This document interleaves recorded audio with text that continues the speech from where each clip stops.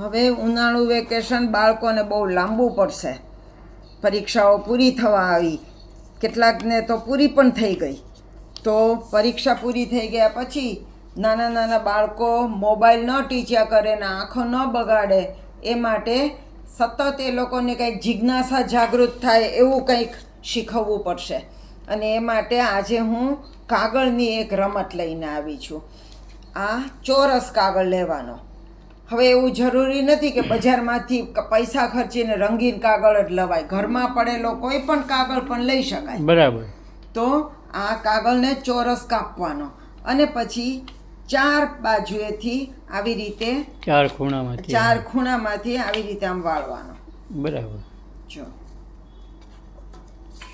બરાબર શીખજો બાળકો બધા. જો આવી રીતે ચાર ખૂણામાંથી કાગળને વાળી લીધો. આમ વાળી લીધો.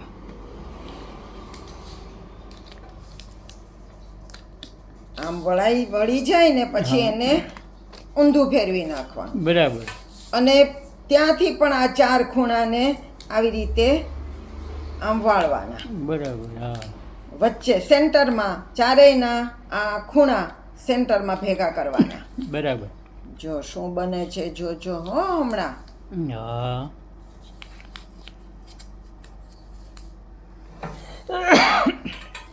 અને હવે આ છેલ્લો ભાગ વાળવાનો.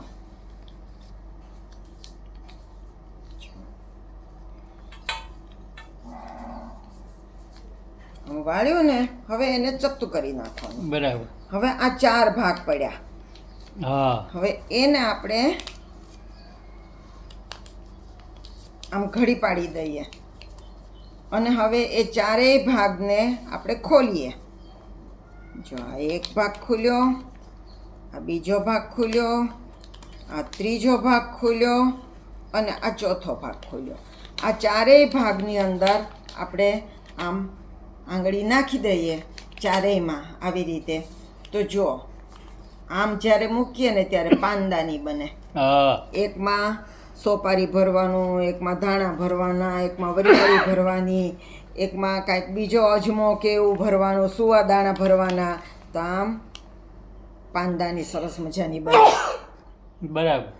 અને તમે જ્યારે એને આમ કરો ત્યારે દેડકા જેવું લાગે. હા. વાહ ભાઈ વાહ. અહીંયા આપણે એક નવું કરીએ. જો અહીં આગળ છે ને હું નામ લખું.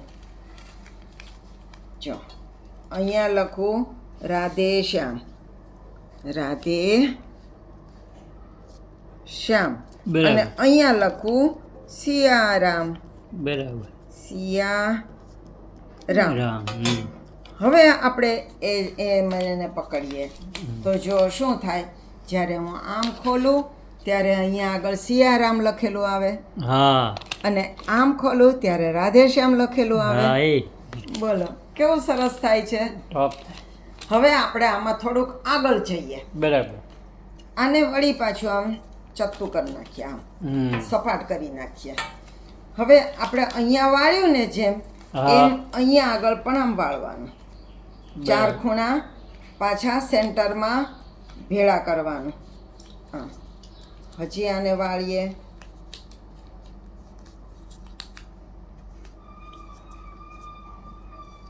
અને આને પણ વાળીએ.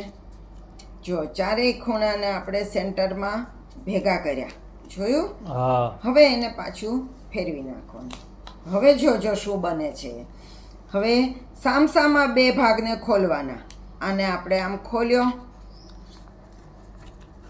એની સામેના આ ભાગને પણ આમ ખોલવાનો. આમ જો બે ભાગને ખોલ્યા અને આ બે ભાગને આમ ખોલવાનો નહીં, પણ એને આમ કરી નાખવાનો. તો જો શું બન્યું? તો સ્ટીમર બની ગઈ. આગબોટ થઈ ગઈ. જો પાણીમાં ચાલે એવી. આમાંથી આ બે ભૂંગળામાંથી ધુમાડો નીકળે અને બાકી આ પાણીમાં આમ ચાલે. બાળકોને મજા આવે એવું થયું ને. એક જ કાગળમાંથી કેટલી બધી વસ્તુ બને છે. તો તમે પણ તમારા બાળકોને આવી રીતે આ બધું બનાવીને શીખવજો. નવી રમત એ લોકોને મળશે, મોબાઈલ ઓછો ટીચશે અને મજા આવશે, કંઈક બનાવવાનું ઉમળકો આવશે. હા તો વળી પાછું કંઈક નવી કાગળની કરામત લઈને આપણે મળશું. આવજો. આવજો.